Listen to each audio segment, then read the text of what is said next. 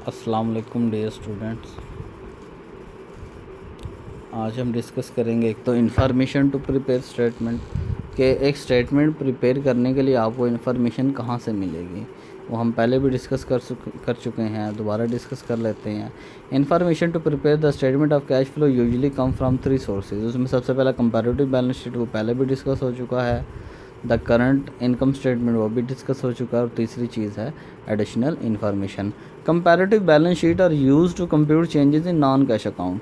जो basically comparative balance sheet है वो हम यूज़ करते हैं ये बात कंप्यूट करने के लिए कि नॉन कैश अकाउंट में क्या चेंजेस आई हैं बिगिनिंग और एंड ऑफ द पीरियड में।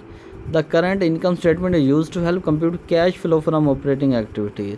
जो इनकम स्टेटमेंट है वो बेसिकली ऑपरेटिंग एक्टिविटीज़ के बारे में बताती है कि आपका कैश फ्लो कितना है, इनफ्लो ज़्यादा है या आउटफ्लो ज़्यादा है। और additional information often includes detail on transaction and events with help which explain both the cash flow and non cash investing and financing activities. कि जो एडिशनल इन्फॉर्मेशन है वो बेसिकली कोई भी एक ट्रांजैक्शन, चाहे वो कैश ट्रांजैक्शन हो या नॉन कैश ट्रांजैक्शन हो, उसके बारे में डिटेल प्रोवाइड करती है। तो जब आप को किसी एक हेड के बारे में जो नॉन कैश है या कैश है उसके बारे में जब आपको एक्स्ट्रा इन्फॉर्मेशन चाहिए होती है, फिर आप एडिशनल इन्फॉर्मेशन की तरफ मूव करते हैं। तो ये 3 इम्पोर्टेंट इन्फॉर्मेशन है, ये आपने याद रखनी है। एक तो कंपैरेटिव बैलेंस शीट, दूसरा नेट इनकम स्टेटमेंट और तीसरा एडिशनल इन्फॉर्मेशन। ये 3 ऐसे सोर्सेज हैं जहाँ से आपको इन्फॉर्मेशन मिलती है जिसकी मदद से आप एक अच्छी स्टेटमेंट बना सकते हैं, statement of cash flow. Next हम इन तीनों हेड्स को 1 बाय 1 डिस्कस करेंगे।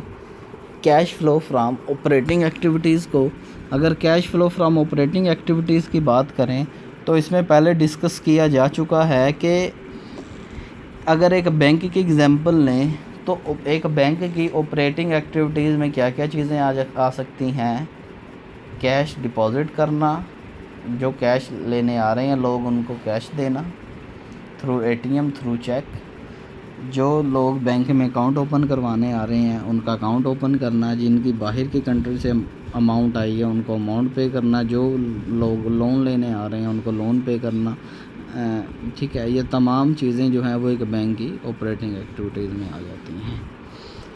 तो cash flow provided used by operating activities are reported in one of the 2 ways. जो basically cash flow operating activities की जो मेथड हैं वो 2 मेथड हैं, एक डायरेक्ट मेथड है और इनडायरेक्ट मेथड है। There are 2 method apply only to the operating activities section. कि जो ऑपरेटिंग एक्टिविटीज सेक्शन है इसमें 2 मेथड की मदद से आप उसको रिपोर्ट कर सकते हो, ऑपरेटिंग एक्टिविटीज़ को, डायरेक्ट मेथड के ज़रिए भी और इनडायरेक्ट मेथड के ज़रिए भी।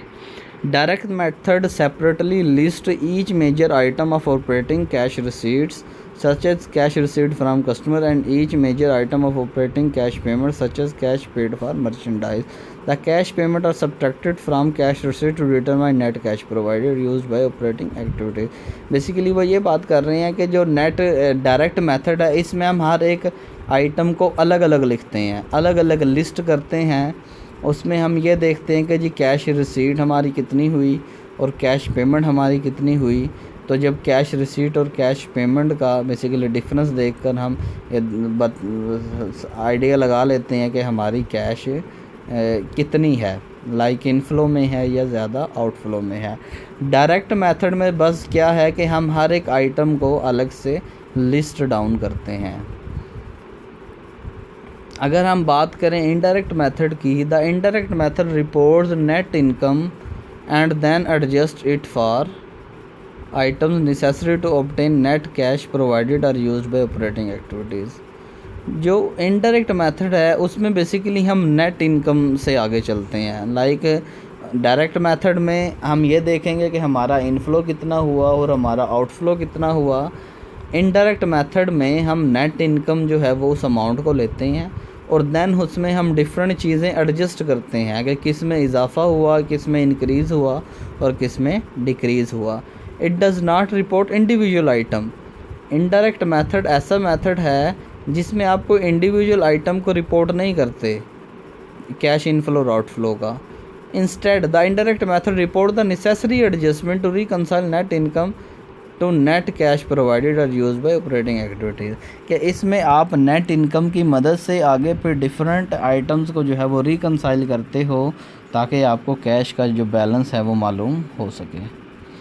तो सिंपली कैश फ्लो जो ऑपरेटिंग एक्टिविटीज़ का है उसको रिपोर्ट करने के दो मेथड हैं, डायरेक्ट मेथड और दूसरा इनडायरेक्ट मेथड। डायरेक्ट मेथड में आप लिस्ट डाउन करते हो कि किन किन चीज़ों से इनफ्लो हुआ।